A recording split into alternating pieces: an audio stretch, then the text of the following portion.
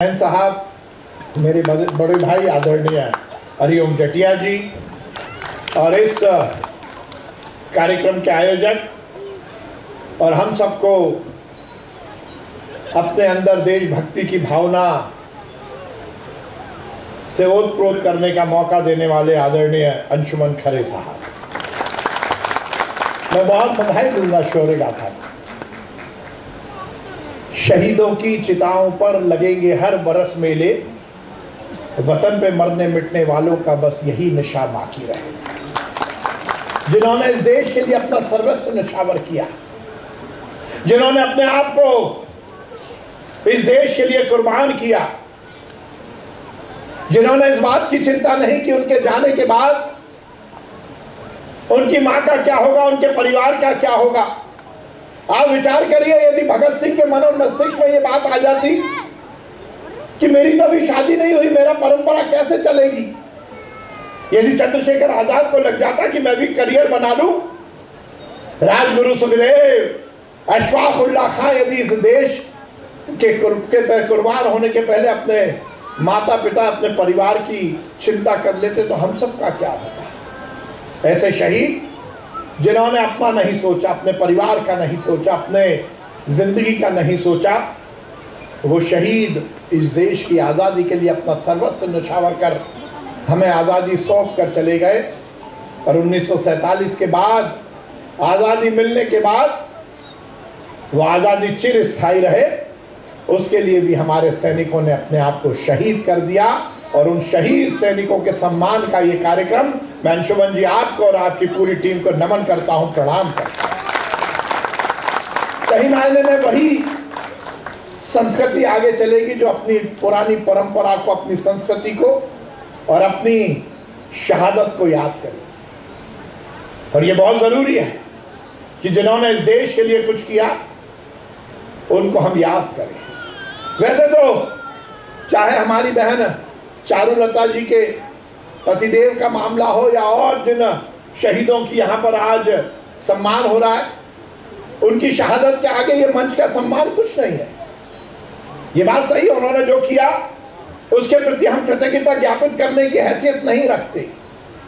पर यह बात सही है कि इस तरह के कार्यक्रमों के माध्यम से हम आगे आने वाली पीढ़ी को ये प्रेरणा जरूर देते हैं, यदि इस देश को बड़ा देश बनाना है तो हम सबको अपने अपने दायित्वों के साथ इस देश के लिए जीने और मरने के संकल्प लेना ही पड़ेगा।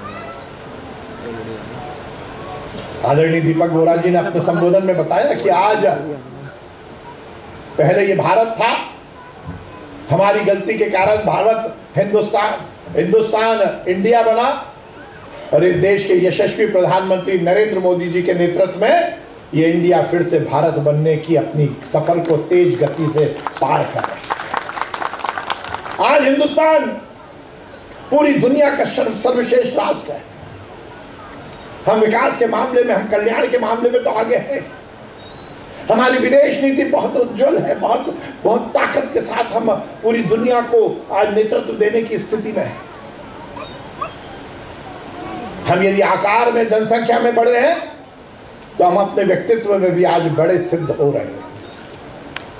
नरेंद्र मोदी जी के नेतृत्व में ये देश नई ऊंचाइयां प्राप्त कर रहा है। दीपक बोरा जी, मैं तो थोड़ा सा दुर्भाग्यशाली हूं, आपको पूरा नहीं सुन पाया। नहीं, मैं आप आएंगे नहीं। मैं आज स्पोर्ट्स डिपार्टमेंट की ओर से घोषणा कर रहा हूं कि मैं जल्द से जल्द युवाओं के लिए आपको बुलाऊंगा।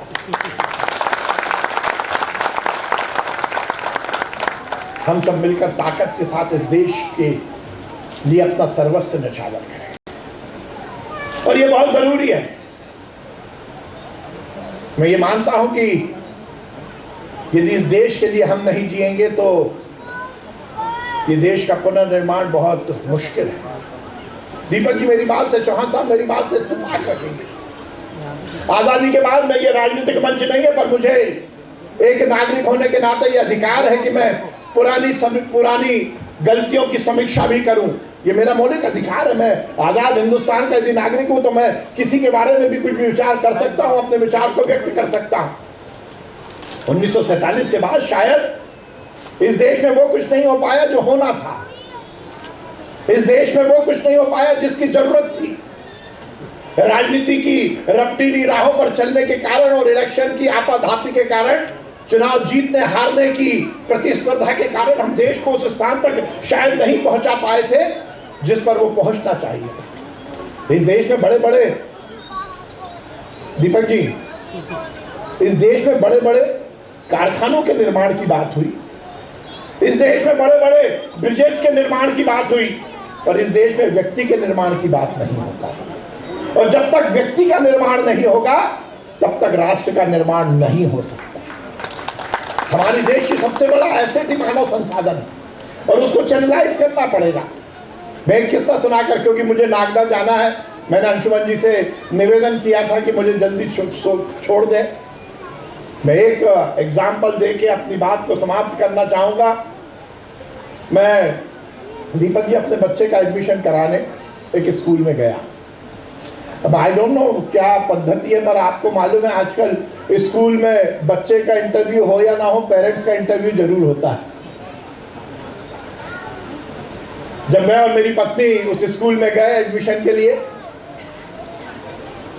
तो उस स्कूल में एक स्टेप और ज्यादा थी। हमारे इंटरव्यू के पहले एक हमें प्रोफार्मा एक फॉर्म दिया गया था, उसको हमें फिल करना था। उसमें कुछ 22 पॉइंट थे और एक बड़े से हॉल में हम सब पेरेंट्स को बिठा दिया था। सब लोग उसमें लिख रहे थे, name, occupation, mother's name, father's name, फला फला फला फला।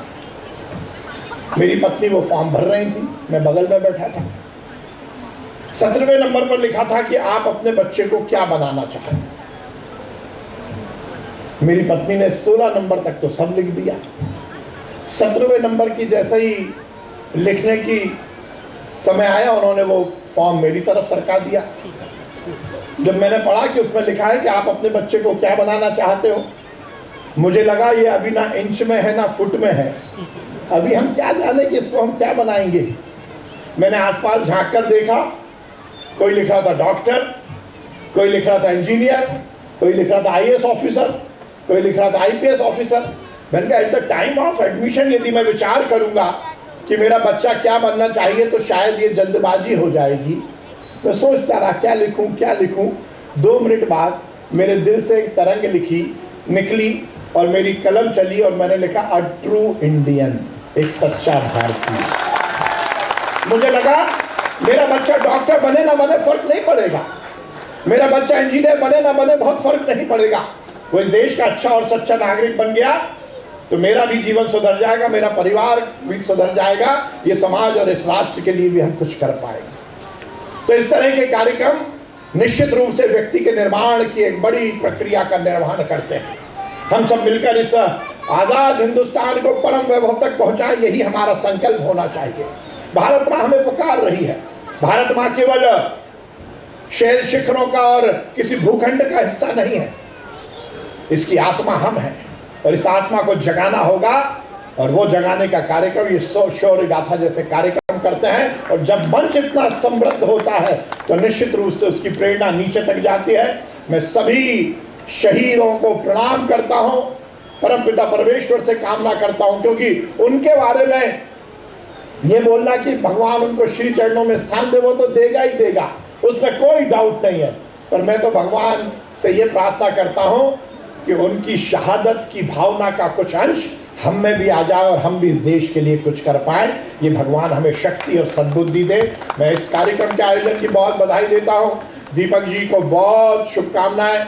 आप बहुत ताकत के साथ इस देश की पैरवी भी करते हैं और इस देश में कुछ लोग, है ना, ये कहा गया है कि बहुत सारा, मतलब हमें यदि खतरा है तो छुपे हुए दुश्मनों से है?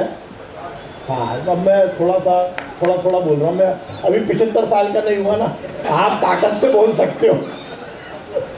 पर ये जो लोग हैं जो इस देश को तोड़ते मरोड़ते हैं, इस देश की एकता, अखंडता, अस्मिता पर प्रश्न चिन्ह लगाते हैं, उनको ताकत के साथ, अब धुरंधर